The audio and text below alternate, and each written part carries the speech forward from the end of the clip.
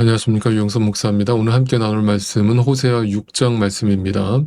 1절부터 6절까지 말씀만 읽겠습니다. 이제 주님께로 돌아가자. 주님께서 우리를 찢으셨으나 다시 싸매어 주시고 우리에게 상처를 내셨으나 다시 아물게 하신다. 이틀 뒤에 우리를 다시 살려주시고 사흘 만에 우리를 다시 일으켜 세우실 것이니 우리가 주님 앞에서 살 것이다.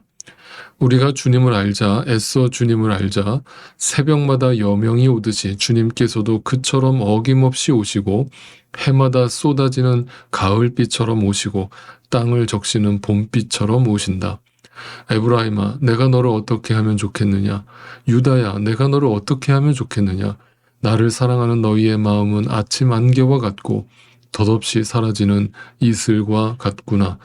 그래서 내가 예언자들을 보내어 너희를 산산조각 나게 하였으며 나의 입에서 나오는 모든 말로 너희를 죽였고 나의 심판이 너희 위에서 번개처럼 빛났다. 내가 바라는 것은 변함없는 사랑이지 제사가 아니다. 불살라 바치는 제사보다는 너희가 나 하나님을 알기를 더 바란다. 오늘 본문의 내용은 호세아서의 이제 핵심 구절이자 성경이 말하는 하나님의 마음을 가장 잘 표현해주는 구절 중에 하나라고 저는 개인적으로 생각을 합니다. 6절을 다시 한 번만 읽어본다면 내가 바라는 것은 변함없는 사랑이지 제사가 아니다. 불살라 바치는 제사보다는 너희가 하나님을 알기를 더 바란다. 자, 이 말씀을 자세히 들여다보면 이스라엘 백성들은 지금 하나님께 매일같이 제사를 드리고 있었다라고 말하고 있죠. 그 말은 다시 얘기하면 그들은 여전히 하나님에 대한 열심을 가지고 있고 그 열심이 온갖 종교적인 행위로서 나타나고 있었다라는 것을 증거하는 것이죠. 그럼에도 불구하고 하나님은 그들의 어떤 외형적인 그런 행위를 보시고 감동을 받으시는 것이 아니라 그들의 삶과 그들의 중심을 보셨다라는 사실이죠. 그리고 그러한 윤리적이고 도덕적인 종교 생활이 하나님의 뜻이 아니라고 분명히 말하고 계시죠. 너희가 진짜 나를 알기를 원한다라고 말씀하고 계십니다. 그러니까 이 말씀을 깊이 묵상을 해본다면 신앙의 본질과 만나게 되는 것이죠. 신앙이 깊어져 간다는 것은 다른 것이 아니라 하나님을 알아가는 것이고 하나님을 알아간다는 것은 되게 막연하고 추상적으로 하나님을 믿는 것이 아니라 내 삶 속에서 그 하나님을 알므로 인해서 나타나는 변화와 행함으로 그 열매로서 보여진다라고 하는 사실입니다. 그래서 믿음은 눈에 보이는 것이라고 제가 거듭 말씀드렸던 것이죠. 믿음은 절대 추상적이지 않습니다. 믿음이 들어가고 정말 우리가 하나님을 알게 되면 우리의 가정에서, 우리의 직장에서, 사업터에서 내가 만나는 모든 사람들과의 관계 속에서 하나님을 아는 지식이 내 삶의 모습으로 나타나게 되어 있습니다. 그것이 바로 은혜를 아는 자이고 하나님의 사랑을 경험한 자의 모습으로 나타나는 것이죠. 그런데 이스라엘 백성과 우리가 근본적으로 다르지 않은 것은 그들이나 우리나 죄인된 인간의 특징이 뭐냐 하면 언제나 우리의 행위로서 그 하나님을 알지 못한 상태에서 내 열심으로써 내 의로 만들어낸 행위로서 뭔가 보상이나 보답을 받고 싶어 한다라고 하는 사실이죠. 그것이 종교라고 하는 형식으로서 나타나고 있는 것입니다. 여러분 또 혹시나 오해하실까봐 제가 좀 부연 설명을 드릴까 합니다. 제가 설교 시간에 여러 번 율법주의에 대해서 굉장히 강하게 비판을 하고 있고 그것은 제 얘기가 아니라 성경이 그것을 증언하고 있습니다. 분명히 율법주의는 잘못된 것이고 하나님의 말씀을 왜곡한 것이고 본질에서 떠나 있는 것입니다. 그런데 제가 그것을 여러분께 강하게 전달할 때에 이렇게 오해하지는 말아주세요. 그렇다면 성경의 본질이라고 하는 것이 어떤 눈에 보이는 형식 같은 것들을 전혀 다 필요 없다라고 말하고 있는 것인가? 아주 예를 들면 하나님이 말하는 궁극적인 복이라고 하는 것이 우리가 얘기하는 것처럼 어떤 기복적인 눈에 보이는 내 문제 해결과 내가 이 땅에서 뭔가 더 잘 먹고 잘 사는 것이 복이 아니라고 분명히 말하지만, 그렇다고 해서 하나님이 이 땅에 눈에 보이는 복을 나에게 전혀 허락 안 해주시는가? 그것은 또 아니라는 것을 분명히 기억하시면 좋겠습니다. 그러니까 이런 오해가 없어야 돼요.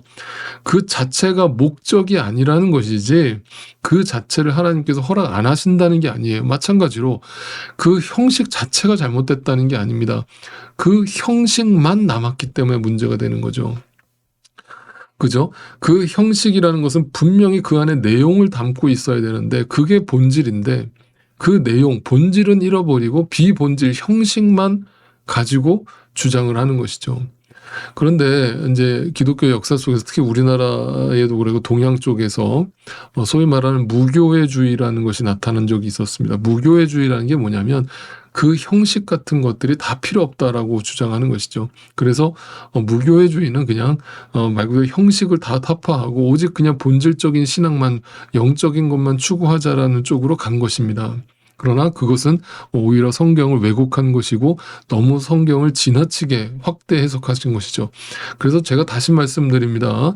분명히 형식은 필요하고 눈에 보이는 것도 하나님이 사용하시고 우리에게 그것을 통해서 복을 허락해 주시기도 하십니다. 그러나 본질적으로 그 제사라고 하는 형식도 물론 하나님이 다 허락하신 것이지만 그 제사라고 하는 형식보다 그 제사를 왜 하는 것인지, 그 안에 담겨있는 하나님의 사랑과 하나님의 뜻과 하나님의 마음을 알지 못하고 행하는 행함은 절대 하나님이 기뻐하시는 열매로 맺힐 수 없다라는 것을 분명히 기억하시면 좋겠습니다. 그러니까 지금 이스라엘 백성들은 형식적으로는, 행위적으로는 여전히 하나님에 대한 열심을 가지고 행위를 하고 있었지만 그들의 내용, 그들의 본질은 하나님으로부터 떠나 있었다. 그들의 삶 속에서는 전혀 그 열매가 나타나고 있지 않았다. 그래서 오늘 본문 1절과 3부터 3절까지 내용을 다시 한번 읽어보면 이제 이 내용이 이해가 되실 겁니다. 1절입니다. 이제 주님께로 돌아가자. 그들이 지금 이스라엘 백성이 되기를 포기했다거나 그가 어떤 하나님의 성전에서 멀리 떠나 있거나 이런 것이 아니죠. 그들의 마음이 떠나 있다라는 거죠.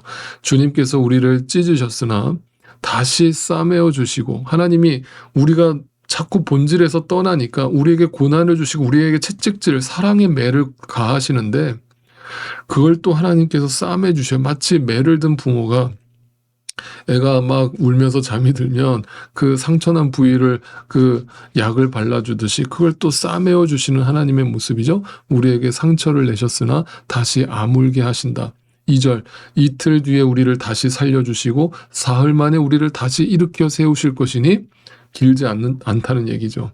하나님은 오랜 시간 우리를 방치해 놓으시는 하나님이 아니라 마음이 아파서 하루라도 빨리 다시 우리를 일으켜 세우려고 하시는 주님의 마음을 보게 되는 겁니다. 3절, 우리가 주님을 알자. 그러니까 제발 이 사랑의 하나님의 마음을 알고 그 하나님의 마음과 소통하자. 애써서 주님을 알자. 새벽마다 여명이 오듯이 주님께서도 그처럼 어김없이 오시고 해마다 쏟아지는 가을비처럼 오시고 땅을 적시는 봄비처럼 오신다. 자, 그 오시고 오신다라는 그 동사에다가 동그라미를 쳐놓으세요. 내가 가는 게 아니라 나라고 하는 존재는 항상 눈에 보이는 행위로서 하나님을 만나려고 그냥 행위로서 하는 척을 할 뿐이지만 항상 나를 사랑하시는 그 하나님이 나에게 먼저 다가오셔서 나에게 또 기회를 주시고 나를 품어주시고 용서하시고 나를 끝까지 인도하시는 하나님이시다. 이 변함없는 신실하신 하나님의 사랑과 그 사랑을 이루어 가시는 하나님의 열심의 눈을 뜨시고 주님을 더욱 알게 되는 저와 여러분의 삶이 되시기를 주님의 이름으로 축원드립니다.